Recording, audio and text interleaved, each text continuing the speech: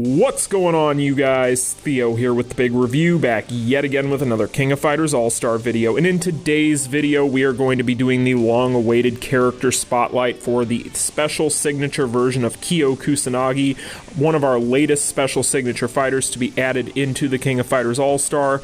But before we do that, make sure you guys smash that like button and subscribe, and let's go ahead and get into today's video. So, as always here on the channel, we'll start out with typing and leadership. So, Kyo is going to be a very sought-after typing of yellow attack type, which is very rare in this game, especially to have a yellow attack type be a Fess, much less be a extremely powerful Fess. So, as you can see here, the typing is going to be very necessary for things such as high-level Reviving Hell's Dungeon. It's going to sync very well with a lot of different leadership skills, being that he is an attack type, which is something that we will talk about more throughout this video, specifically when we get to things such as Immortals and so on and so forth. But as a yellow attack type, Kyo cements himself easily as the best yellow in the game currently, in my opinion. Yes, even more versatile than Chrysalid, which his biggest kind of downfall was always his inability to be extremely versatile across a plethora of different PVE modes, whereas Kyo is pretty much a character that you can drop into most any PVE mode, and he is going to get the job done in a big way. So that is going to be another big talking point of this video. But yes, his typing, very, very powerful. Now, as far as his leadership skill is concerned, this is something where I might have a bit of a controversial take on this for now. So basically, he increases special signature fighters' attack by 60% and decreases their HP by 5%. Now, this is a very, very good leadership skill.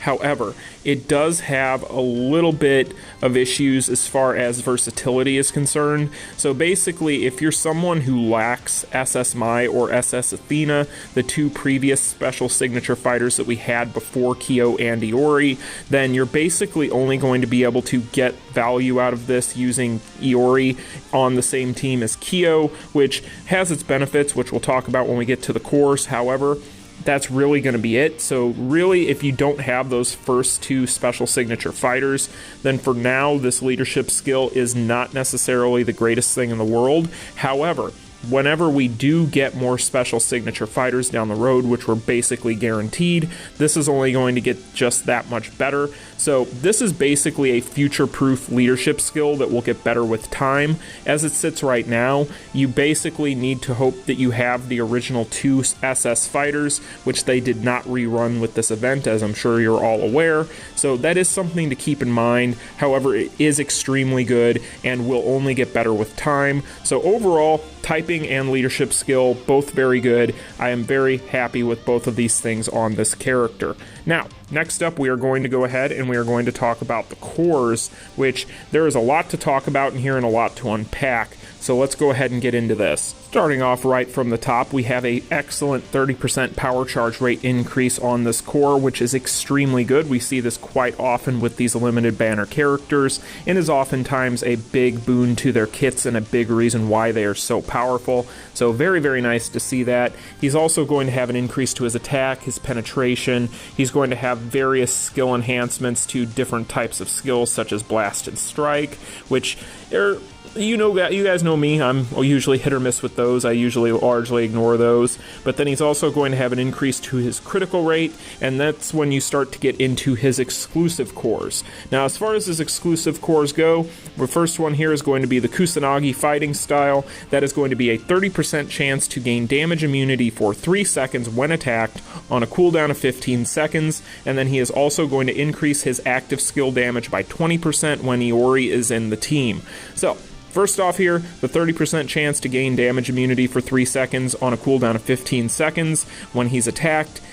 Big, big deal. This is fantastic, being that it is damage immunity. It is not going to have any sort of weakness to different effects that are going to remove hyper armor or super armor, so it's very, very nice to see this here. This is probably the best possible save he could ask for.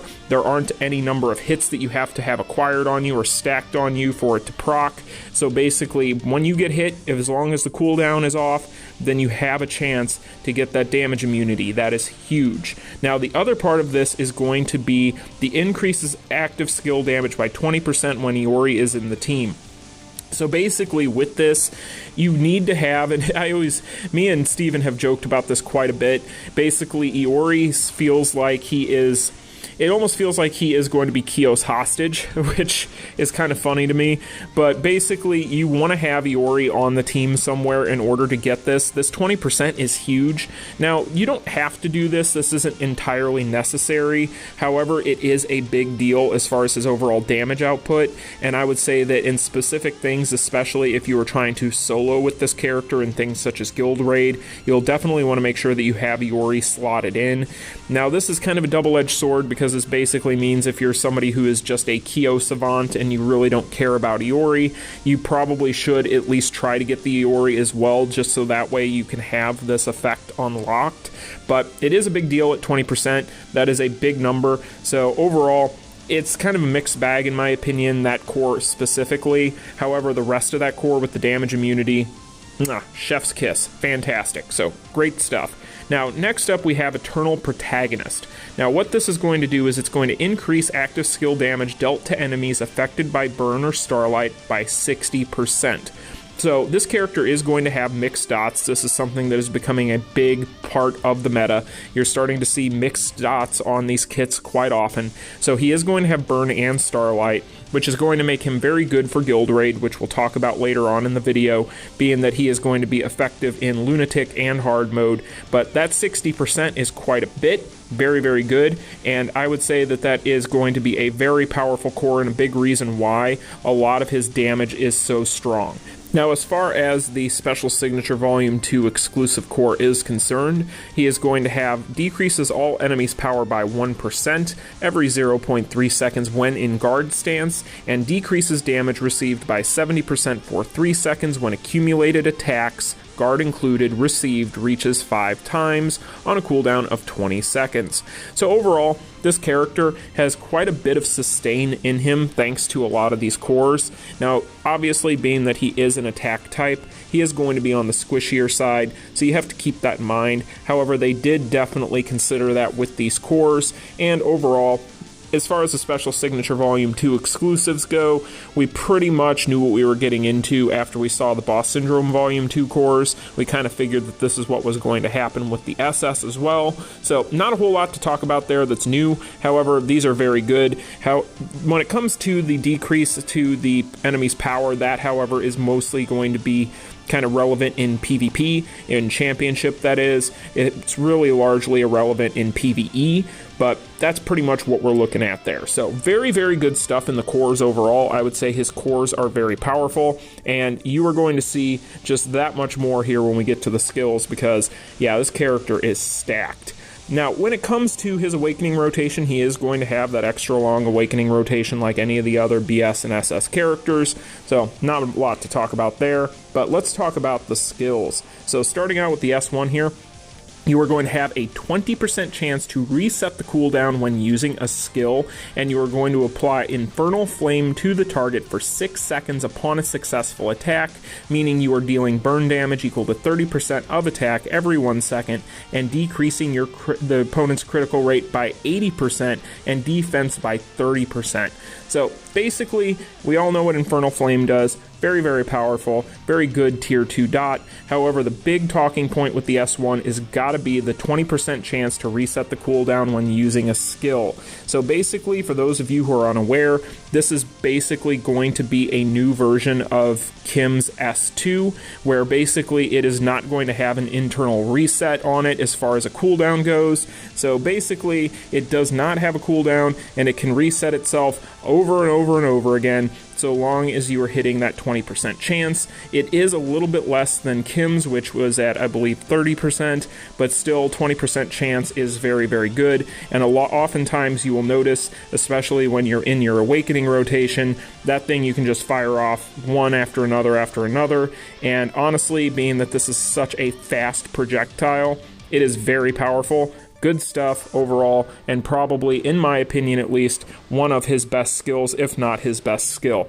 Now, next up we have the S2. This is going to give him hyper armor, which is super armor and damage immunity for 3 seconds, and he's going to increase the target's damage received by 20% for 7 seconds upon landing a skill, and this is an interrupt, so it can be used while being attacked, only while standing. So overall, more sustain, going to have hyper armor. This is pretty much par for the course with most any new Fest character. He's also going to increase the target's damage received by 20% for 7 seconds upon landing a skill, and you can interrupt with this.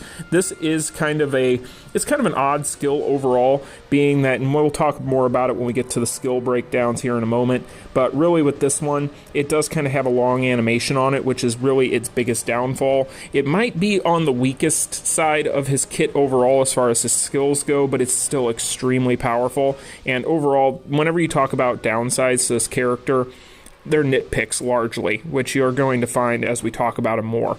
So finally here on his S3, he is going to increase attack by 30% for 7 seconds, with a 50% chance to reset the cooldown for 115 Shiki Dokugami EX upon landing a skill, cooldown of 15 seconds. And then he is also going to have a PvP exclusive of a 60% chance to remove the target's super armor or hyper armor upon landing a skill on a target with super or hyper armor.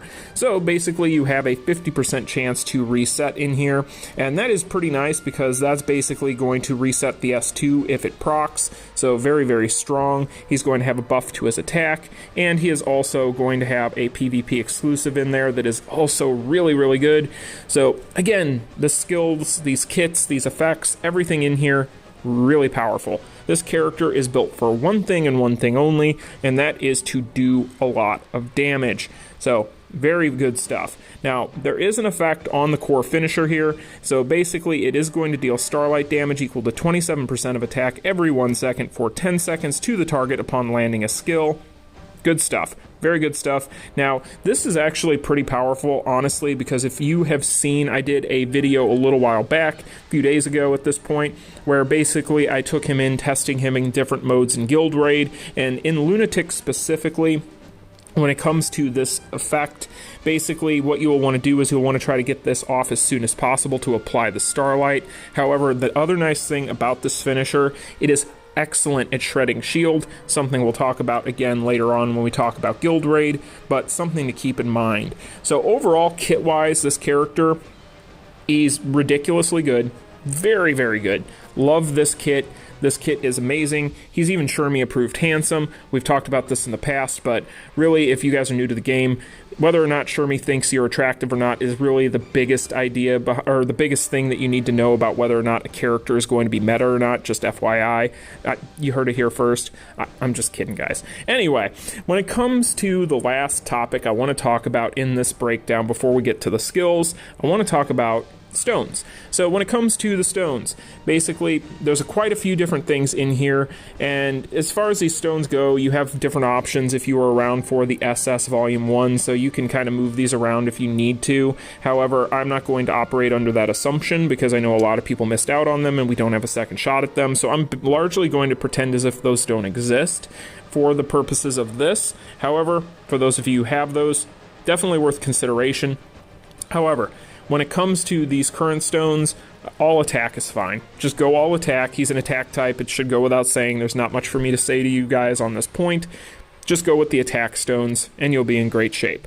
So that is pretty much all you need to know about Kyo. One other thing that I can go ahead and mention here, just so that way we can get it out of the way, is he is going to have, and we'll not get into how good this finisher is yet. We'll talk about that here in a moment, but I do want to talk about the effect on it. So basically, this finisher is going to have its own effect. It is going to obtain 10% power when using it, and then it has a PvP exclusive of increasing damage by 10% upon landing it. So basically, a couple different things here. So with that PvP exclusive, it's going to increase the damage by 10% upon landing it to an Orochi clan fighter. So keep that in mind. But the bigger thing to keep in mind here, especially as it pertains to the topic at hand of PvE, is that 10% power basically refund for using it. So really good. It allows him to continue to fire off his finishers left and right. Very good stuff. This is one of the best finishers in the game in general. This only makes it just that much better. It could just not have any of that and still be incredible, but still, to this day, honestly, I can't think of, it's been a week and I'm still kind of trying to rack my brain. I think this might be in the top 2 finishers, top 3 finishers in the game.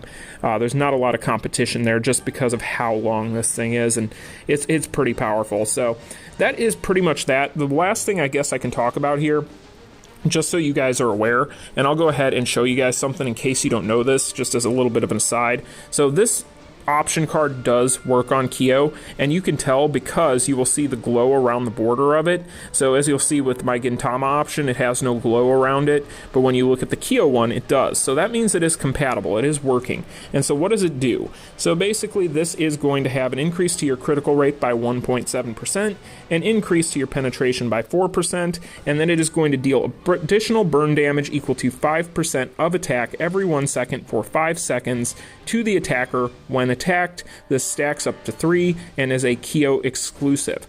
So this is really, really good. Basically, you're dealing additional burn damage equal to 15% of your attack every 1 second for 5 seconds if you get the full stacks on it.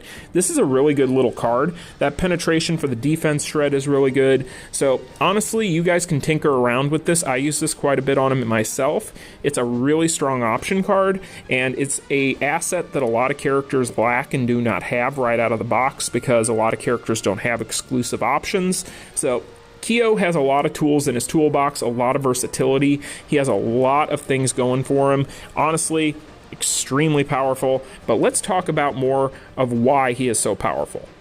Insofar as the basic string is concerned, it is a 4-hit basic combo that is going to cover very, very good area, especially with that second part of the string. That second part also having a knockdown on it, as well as the third hit being an off the ground. So overall, very good basic string. Now, as far as the S1 is concerned, it is a full screen projectile, meaning it is also going to have off the ground, being that it is a projectile, like most are, and there is no cooldown reduction on the self reset on it, so it could potentially fire off 4, 5, 6, 7 times in a row. So really good. Now on the S2, there's a few things to know. Now it has pretty good mid-range and it is off the ground. However, you do have to keep in mind that being that his skill cancels, especially if you're in Awakening spam, are so good and you can cancel so early, this is a skill that does require you to go to kind of at least the second hit of the string in order to get the at least a moderate amount of damage out of it overall compared to its full potential, because as you can see from me doing this here on screen as an example, it does lose quite a bit if you only do one of the hits. So being that that is a big difference, you'll want to probably give it a little bit of room to breathe just so that you can get as much damage as possible. However, in the Awakening spam, you're not going to have that ability, so at that point it's kind of a moot thing. You'll just want to kind of spam as much as possible, but it's just something to keep in mind with the S2. It's a little bit slow, a long animation, which isn't great for PvE, but still a good skill overall. Now with the S3, this is a full screen grab. That's very good already in and of itself, but it is also off the ground. Has a great startup, very, very quick, very snappy. So overall, this is a really, really good skill, especially for being a grab. A lot of people were worried about him having grabs with the trailer. Do not worry about it. This actually tends to be one of his more reliable skills. So next up, we are going to talk about the core finisher. Now this core finisher is really, really powerful and may not seem that way on the surface, but it is one of his best shield shred options, and it is very, very good, but we're going to talk about a little caveat to it here momentarily. So now with the 3PG card, the 3PG card, everybody already knows how good it is. It has one of the longest animations you could ask for as far as animation lengths for these finishers go. It is going to have a really nice startup, which is really nice for things like time attack waves, and overall does really good damage. This is a phenomenal finisher, one of the best in the game, and definitely a must-have if you want to build this character. So overall, the finishers are great. However, there is something I do want to make sure that you guys are aware of. So basically with his core finisher, you'll see those little spark hits there right before he does the actual full finisher. Keep in mind that those do not connect if you are not close to the opponent. So if you want to get the full damage, especially in Guild Raid where that's important for the shield shred, make sure that you're close enough to get that damage. However, all in all, this kit, very tight, very powerful. This character is incredibly powerful kit-wise. So let's go ahead and talk about him in mobbing and bossing.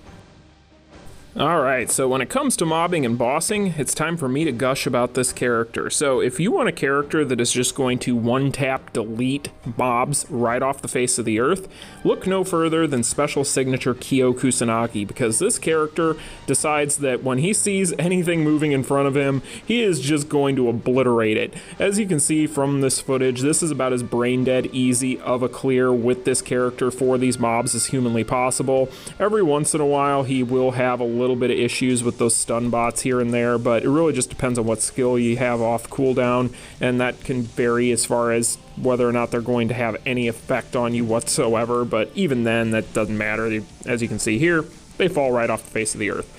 So this character overall with just mobbing is so good. It's because his XY axis is so powerful. He groups mobs like crazy. They really don't have much of a chance whatsoever, and he just kind of flies through all of this stuff. Now, when it comes to just basic bosses, right? The damage output of this character is so good and so strong that honestly bosses don't really know what to do against him. So as you'll see here, he just wipes away these HP bars on this Gonitz. It's pretty incredible how fast he moves through these characters and how well he is able to just punish these bosses. When he's on his awakening rotation, the fact of the matter is he has that extra long awakening rotation thanks to him being a SS character. So therefore, when it comes to that, he's just going to pretty much take down anything that's in front of him. And you'll even see here with this False Advent Orochi from the Epic Quest, which used to be, back in the day, before we had all these OP characters, kind of a challenge, especially if you were somebody that didn't have characters that were fully built. But with this character, it just absolutely demolished. Look at him flying up in there in the air. But yeah, it's just kind of ridiculous. And then here he is beating up his dad, which, you know, you probably shouldn't do that, but when you're this powerful, if somebody steps to you, I guess you gotta do what you gotta do, right? But yeah, overall, this character, when it comes to mobbing and just general bossing, I don't really have any complaints whatsoever. The fact of the matter is, this character is probably the top 1 or top 2 as far as mobbing and bossing in the game. Yellow as an element has always been very strong on mobbing, and this character is no exception. He's just that, but on steroids. So if you need a good mobber or just a good general bosser, this is going to be your guy. Alright, you guys have heard me say this before, I've said it a million times, I'll continue to say it. PVAI is brain dead and really doesn't require a whole lot of thought, and it doesn't require a whole lot of effort, but whenever you take a character like this SS Kyo in, it requires just that much less. So this is pretty much PVAI on easy mode. Kyo is just going to go in and honestly after 2, maybe 3 skills, depending on what he's facing down, he is just going to take down whatever it is that's in front of him. There's really not a whole lot to say here. He's got very quick animations. He's going to have very, very good strength as far as his damage output. He's going to have incredible finishers, and overall, there isn't much else he could ask for in this mode. You know, when it comes to his overall game in this, really it just comes down to the fact that being that he does have really good reach with some of these skills, and he's going to have such bursty damage where he's able to, if he connects, pretty much take a character down to half health once he's hit them. There's really not a whole lot else that you need here with him. You really just go in and you start tapping buttons and these characters just kind of fall over. So there's really not a whole lot else to be said here. In my opinion, with PVAI, you can pretty much take any of these SS or BS characters in and find it extremely easy, but specifically so with this character because he is going to be so powerful on his overall damage output. So yeah, guys, overall, very, very good stuff. Love this character in PVAI. He's great. And then we get to Guild Raid. So if you guys did not check out that video I posted a little while ago testing in Guild Raid with Kyo solo, check that video out because I have a montage of hard, expert, and lunatic difficulty with this character solo. And overall, I would probably need to put together a full guide for you guys to get all the information you would need in order to make this work. But really what you need to know in Guild Raid is the fact that in hard mode and lunatic, Kyo is really, really good, especially in hard mode. He's probably the best character possible in hard mode, in my opinion, just because he is going to be able to go in and do an easy 750 million damage or so without much effort. just solo.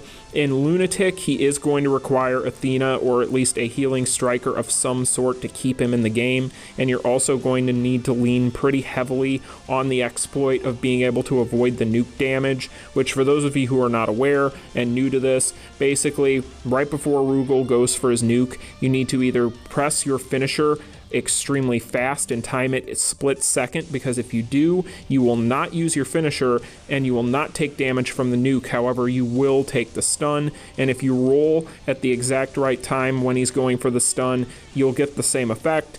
You'll end up rolling, you'll end up getting stunned, but you won't take the damage. You'll need to intersperse these throughout these types of runs with Lunatic if you're trying to solo with this character. But as far as anything else, when it comes to these other modes, such as Expert, if you give him a striker that has Darkness, then basically he is going to be able to one key Expert very, very easily.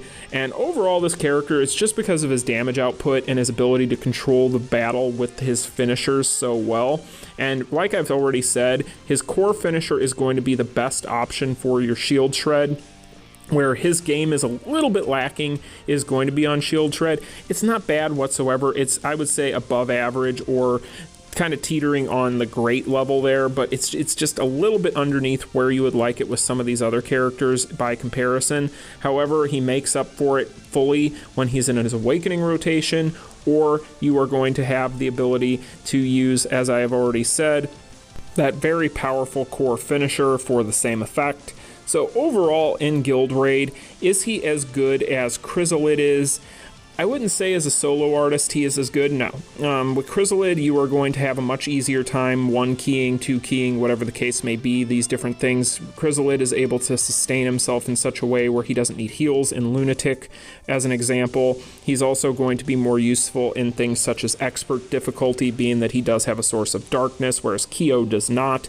So overall, I would say that Chrysalid is still the king of just quality of life when it comes to this Guild Raid mode as a whole. We still don't have any information on the new Geese boss yet, so we'll have to wait and see what we're going to be getting with that.